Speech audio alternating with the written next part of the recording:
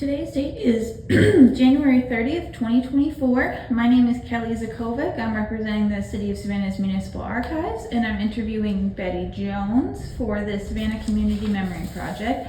We're conducting this interview at the Liberty City Community Center. Thank you so much for joining us today, and I'll let you introduce yourself and share with us what you are here to talk to us about. Okay, thank you so very much, and good afternoon. My name is Betty Marie Davis Jones. Live in Feiler Park. I was born and raised in Feiler Park. As a matter of fact, I moved right next door to where I was born. The neighborhood Feiler Park was developed in 1947 is when my mom and those bought that house. But the neighborhood development itself was in 44 when they had that. It was a black neighborhood. It was houses for so that almost to say low income families at the time, in order for people to be able to own a home. So the development was done by Feiler, Edwin Feiler, I'm sorry. And he and his wife would, from what I could understand, she would go and get the lumber and they would do the building of the houses. And the houses were almost like what we know as the Jim Walters homes now, but it would be built. Some of them, they had a plan for the houses. Some had closets, some did not. The house that we lived in was brick, and it was a 2-bedroom, living room, bathroom, kitchen, and that was it. And Mom, Dad and those added on as time went on. We also, with that, we have the house as well as two other lots that they purchased. But I was born there and grew up in Feiler Park, and I still live there. As a matter of fact, I'm president of Feiler Park Neighborhood Association, and went to Beach High School. We had to walk, there was no bus. Well, they had buses, but could not catch the bus because we were within a 1.5 miles of school, so we had to walk. I also went to Haven Home, where the STEM school is now. It used to be Bartlett Middle School out on White Bluff Road, out in Sandfly area. So I can remember us being on the bus and having to pass by Pulaski to go to Haven Home school. And I went to Haven Home from first grade through 7th grade, 6th grade. And then I went over to Beach Junior High and graduated in 1965 from Beach High School. My parents, my mom was a housewife, she didn't work. And my father worked at one point when they first bought the home. He was working out on the base because he had been in the service. He was in the Navy, and he used his money to buy a home out there in Feiler Park. He also worked for Mr. Feiler because he would take and paint the homes that were built already. He would go in and do some finishing work for them all over the city.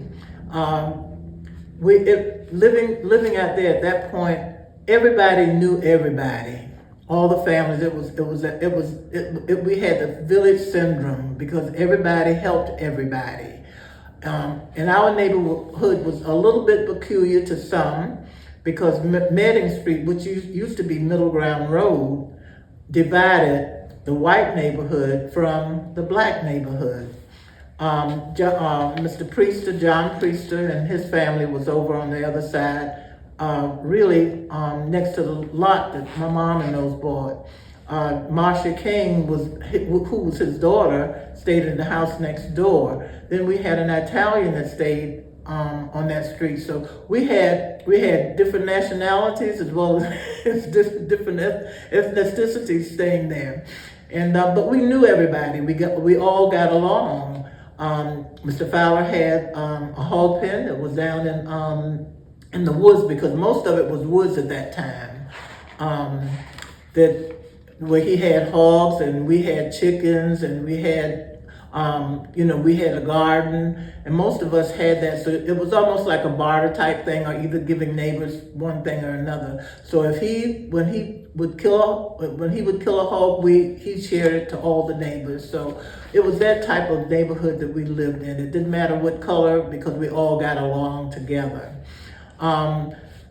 We also had, I don't know how far back I need to go, but Fowler Park, on that side, Mr. Priest's house, I think was there when they first started developing Fowler Park. Because at one point they thought that particular area was also Tatemville, but then it ended up not being. They divided it, Tatemville and Fowler Park. The fairground, which is the Coastal Empire Fair that used to be out there on Medic, is in Fowler Park. At one time, I can remember it being across Montgomery Street, and they might have done it a couple of years on Montgomery Street, where Sylvan Terrace is now. Fowler Park include Husserl's Terrace and Ditmerville. So that's the segments that they had there. As a matter of fact, Mr. Edmund Fowler was a lawyer, so he was able to do a lot of the paperwork, and the cost of the homes were not as much then as they are now, because now that naturally the value has gone up. We knew the neighbors on the street. We had Miss Dawson, Quillen Dawson, that lived on the next street behind us, and Carolyn Quillen, and she was one of our neighbors. And they were into civil rights and all of this, and we had neighborhood meetings, and we had it on a vacant lot that was on 60th Street. And that's how neighbors got together. Not only that, we would have neighborhood gatherings from one house to the other. But the children always played outside. We knew each other. Everybody knew everybody's children, so it was no place that you could go that someone didn't know you, even across Montgomery Street. We also have an MLK in our neighborhood. Martin Luther King is just one block, but it's MLK. At one point, I can remember as I grew up, and we had to catch the bus. We had to catch the bus at the end of MLK. In 52nd Street is where MLK ends. That's how far we had to walk to catch the bus. The only other thing that we would be able to do is if the Abercorn was running, we could walk over there, and that's only when the soldiers were on leave or going on leave. We would be able to catch a Hunter Field bus, because we don't live too far from the base. And I can remember that even going to school, and during that time when wars and everything was going on, but that at Haven Home, I can remember us having to catch the bus, get on the bus at school, and they would drive up, and they would bring us to where the railroad track was, because this was during the time of when there could have been a nuclear attack or whatever. So to get us out of the way and to be able to put you on a train to take you away from there, because we're so close to the base, could hear the airplanes taking off and coming in. And even now, I can remember seeing when President Obama came in, that I could see the plane come in. So I mean, we could see the planes landing and taking off. I'm trying to think what else.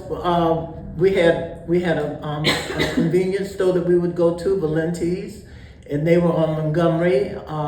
And Valenti's was they had a service station as well as a store, and a gas station. And I can remember that little Pure sign that would be up there, and Roy and those would be working in the family's business, because a lot of it was family. I don't know what else I can say. You can ask me some questions that may jar my memory, but the Elmos also lived out in Fowler Park. Dorman and Charles Elmore, and so we have quite a few people that have come and have gone through schools, and lived in the neighborhood, and I did go to Savannah State College, which is now a university, finished with a degree in business education, then went back and had a master's in behavioral EBD, special ed, and a master's degree as well in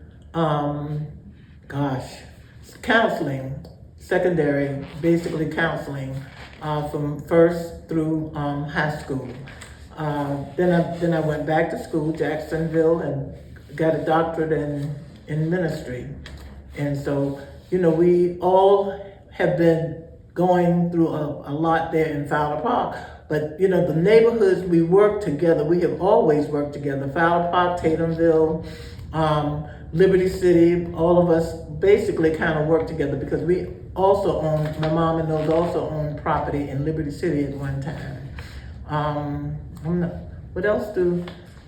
not sure what else you need to know, but it's an old neighborhood. It is one of the older black neighborhoods.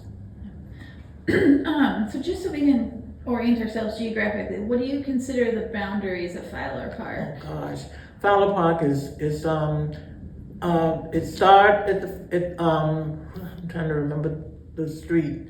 This the head of it that separate Feiler Park and Tatemville. Then it comes down Manning Street, go over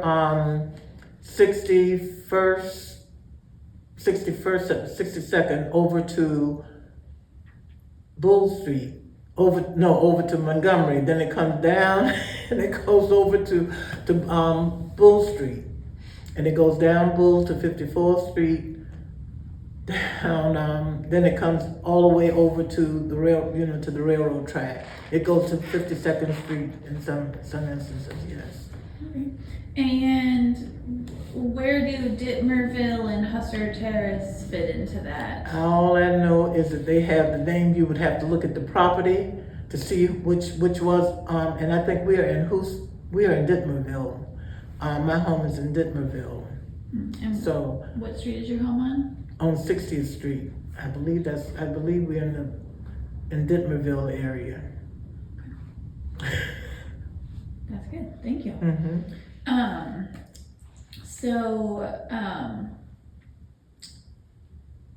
Let's see. So, people who lived in the neighborhood, where else did they work? We had, trying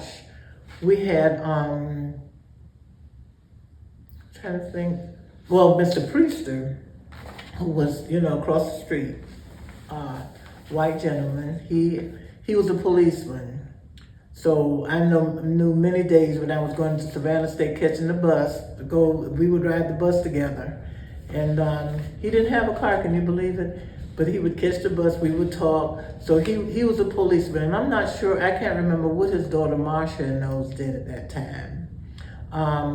But we had some that were educators that lived there. Some worked for funeral homes. I'm trying to think what else it did. And most of the women at that time basically were home makers. Very few worked in the neighborhood. Husbands went to work and came home. And it was in the streets out, it was all sandy and we too. So we had a difference in educational levels that stayed in Feiler Park. Was there much of a connection with the base, or just because you were close? Well, as I said, my father worked on the base at one time when they first moved out there. But as far as having a whole lot of connection, no more than being in proximity to it, and always being careful because you would get the bulletins and things when wars or rumors of wars would come up about being careful because you know that the enemy always try to take out and keep you on the ground. So it was an Air Force base at that time. It was not an Army base, it was an Air Force base. Mm-hmm. Were there any churches that were important to the community? We had one that we were not a member of the local church that was there. Because I went at that time, I grew up in St. Paul Missionary Baptist Church. And we would go over on the east side, which is on Waters Avenue. And it was a church, because they've changed the name of it. This on 55th, 56th Street. That one was there. So just like if my father was working, I would go to that church on the Sundays that he worked. But we had to be in church. So I definitely want to talk about your role in the neighborhood association, but how long have neighborhood meetings like that been going on? Right now, our neighborhood association is a 501c3. We do have that. But they have been meeting all the time, I mean, for various reasons, because we did not have paved streets. So that was one of the first things that they tried to get. And what I forgot to say is that when I was growing up out there, it was in the county. And can remember the mailboxes being by Mr. Priester-No's garage. We would have to go over, if we needed to get our mail, we had to go over by the garage to get our mail. Everybody's mailbox was there. It was also sandy, as I said, it was not paved. And so we used to be glad to see the scraper come through, because in that way we had something hard, because if you did not know how to go through the sand beds, you would get stuck. You would get really stuck. So that's one of the things that forgot, and I was starting to remember when we were annexed to the city, but until that time we were in Chatham County. And do you remember what year they paved the streets? No, I sure cannot remember, but it took us a while to get, because naturally once the streets were paved, taxes went up. Some people wanted it, some people didn't, but they did meet. And at that time, the meetings were done with Feiler Park and Tatemville, because Miss Dawson was the one that was not Dawson. Miss Mabel Dawson was president, and she would take, we would take and meet on the corner on 60th Street, and sometimes we would meet down in Tatemville, because we worked together to get some of those things done. And as a matter of fact, we still work together with Tatemville. And now we have Sylvan Terrace, as well as Poplar Place. We all work together. Could you tell us more about some of the activities of the neighborhood association? We participate in Night Out. We also have a mentor group that we're trying to get other young people to come back in now, because after the pandemic, most of our people aged out. So we're trying to recruit to get that done. We also have a playground now. We also had now Hitch Park has been there much longer than Feiler Park Playground, because that's where we used to go over and get lunch. That we could go over on Hitch Park and get lunches that they would serve, the summer lunches that they did back then too. We could go over on that side and get lunches. What else did we? And what was it? I'm sorry, it slipped my mind. What else did you ask me about that?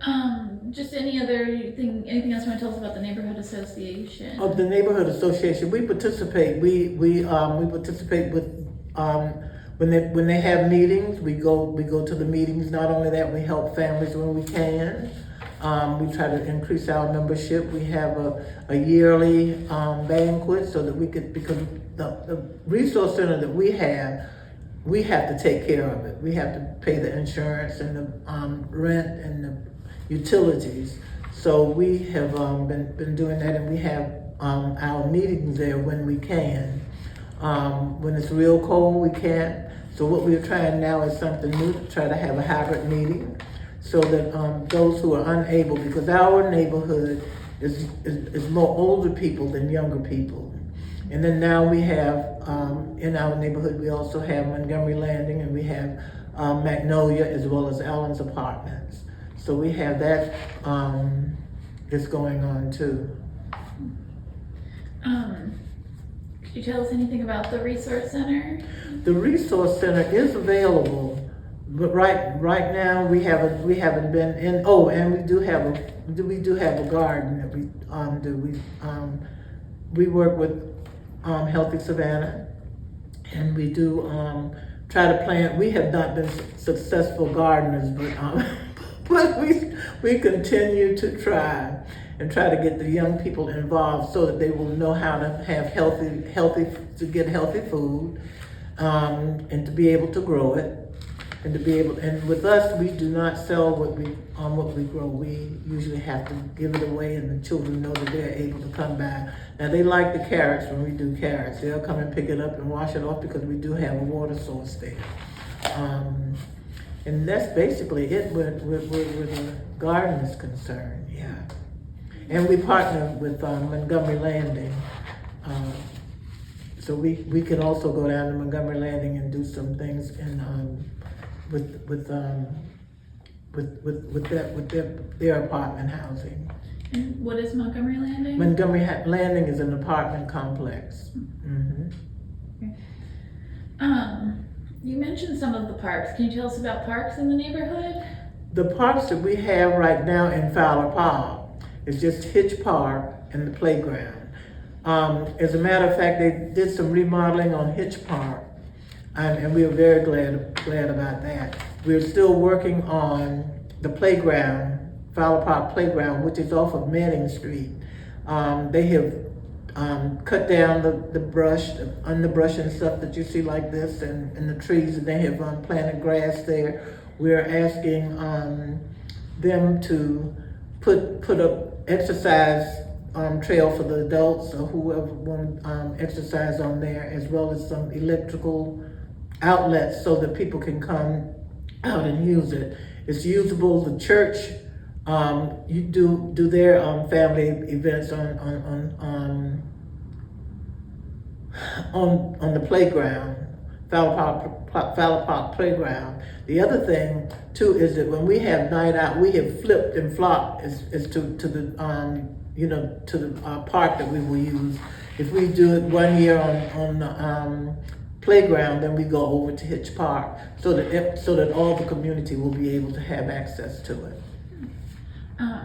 For the sake of the recording, can you tell us about Night Out? Well, with Night Out, the police come out. They come out. Our older people come out. We have various ones that will come and speak. We also have membership for people who want to join the neighborhood association. We're still trying to get our neighborhood watch back up again, because that has gone down. Everything has kind of gone down since COVID. It's trying to rebuild right now and getting and doing things in the neighborhood. So you mentioned Carolyn Quinlan? Carolyn Quillen. Was the neighborhood particularly active during civil rights? Or? Yes. Yes, because they would come. I know they would come and let us know what was happening.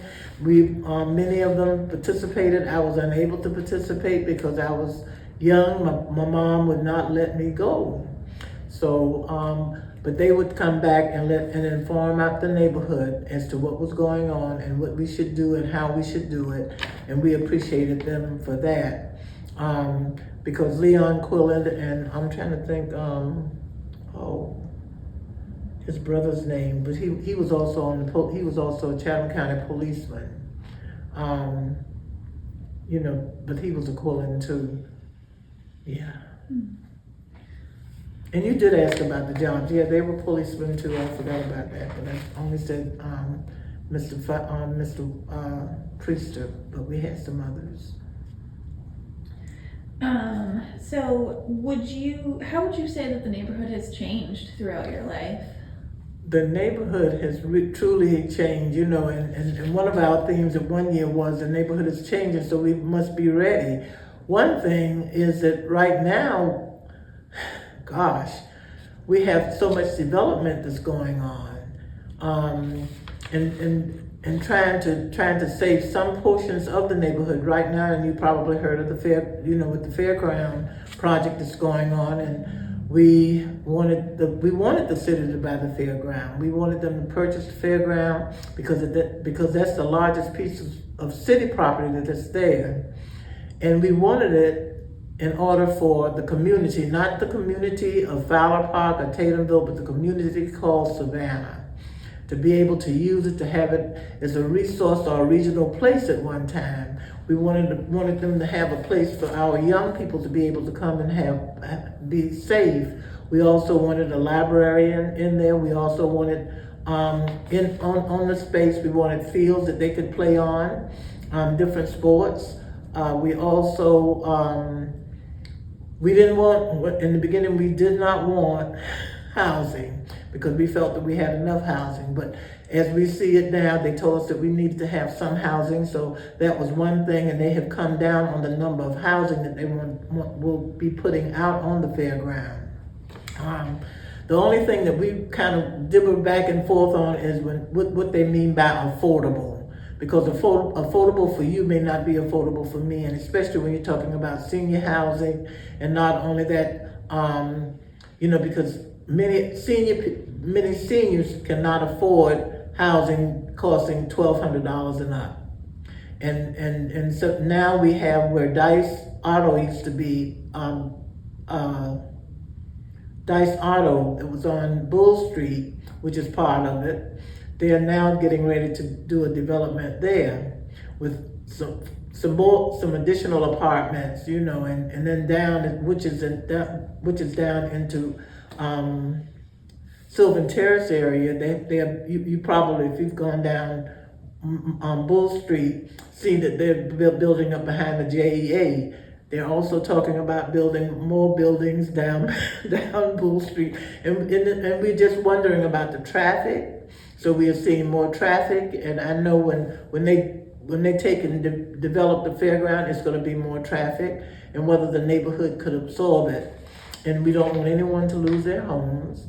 We just don't want that. And wherein now, how I've seen the neighborhood change too, is that where we've had a lot of homeowners, now we have more renters, because a lot of the older people have passed away, and the children have left, gone other places, and the properties have been sold, or either the properties are there and it's heirs' property.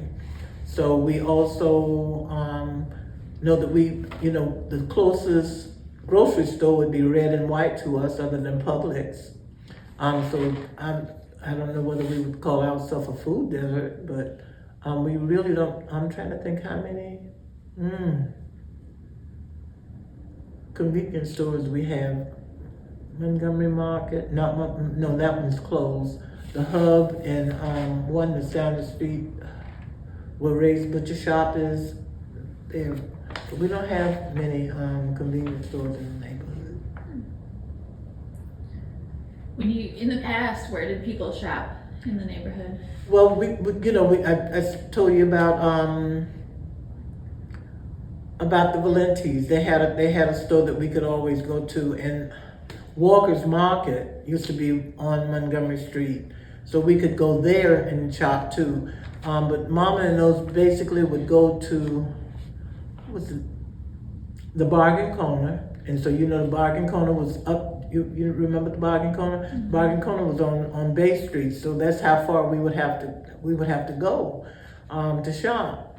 And it was we had several convenience stores, but they would do their main shopping there, or either it wasn't Alex Super Duper, and it might have been that they would go and buy meats, at one place. But a lot of things, like I said before, we grew, so you had most of your vegetables. We had eggs because we had chickens, and so if we didn't have chickens, somebody else did, and we bartered with the eggs, and Mr. Priester would have the hams and stuff. So we had that.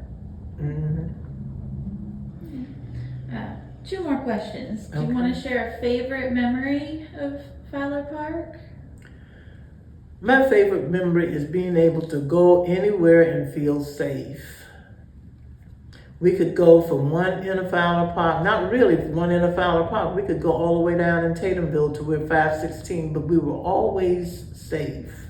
The neighbors looked out for each other's children. Not only that, they would correct us. If they caught us wrong, and it was not many telephones, but that was the party line time, the phones that we had. Before you would get back to your house, do not ask me how they would get that message to your family, but they would know that you did something you were not supposed to do. The neighbors were able to correct you, as well as when you got home, you got corrected. So, those are the things that that you end up understanding. That's a favorite thing about people helping the least of us. We shared whatever we had. We shared little or much. We shared with each other, and you just don't. Right now, you don't know. You really don't know who lived next door to you. You don't even know who lived there on your whole street. Where we knew all of this. We knew all of the people. The parents knew all of the people, and they knew the children that you played with. Sometimes they would tell you, you can't go to certain people's houses because some things were going on. But really and truly, it was a village, and I mean, when I say a village, the whole area knew each other, and the parents knew each other, and they would talk, and they would correct, and they would guide us. So, that's a favorite thing of mine, and I wish we could get back to that, where nobody, and the other thing too is that, and I understand because I grew up during the time of segregation, but it was still the harmony that we had with each other, the neighbors, black, white, Jews, whoever. We had that harmony in the neighborhood. So, good memories. Yeah. In 50 years, when all this development has been completed, what should we know about the neighborhood now? It's not as safe as it used to be, as we would want it to be. It's better than what it was, because it was worse than that before, a couple of years ago. And so we have gotten an overlay for alcohol, to keep a whole lot of alcohol, people selling alcohol coming in, package shops and all of this. And even if a person has right now a restaurant, they're not able, not on Montgomery Street, to sell any type of alcohol beverages. And if they use our resource center, they cannot bring in any kind of alcohol and have it on the premises. And from what I can understand, when the fairground is developed, they're not supposed to be able to have, because they will be having some, from what I can understand with the development, retail stores and some other stores out there, they will not be able to sell alcohol in the neighborhood. Okay. Well, is there anything else you'd like to share with us before we end? No, I think I've talked your ears off enough. But it's a great neighborhood, and it still is. It's just having we need some more infill housing. Some of the old housing need to be repaired, and I do understand that people need some place to live, some place that would be decent, and we just need to have an area where people who work for Wendy's, people who work for McDonald's, that they would come in and be able to have a home. Because if it was afforded to me to be able to grow up in a house, in a home, on West 60th Street, because someone had the care of being able to build a house, or have it where my father and those could build a house. And we were raised around community and how to live in the community. And if we can get more people learning how to live in a community, regardless of what the community is, And one thing, and I'm gonna have to, if we can love one another, like the Lord has told us to do, to love the Lord your God with all your heart, mind, soul, and spirit, mind, and love your neighbor as yourself, I think we will do well. And I might have misquoted something in there, but I think love is the answer if we can learn to love one another once again, like we used to. Yes, ma'am. Okay. Well, All right. thank you I so think, much. Yeah.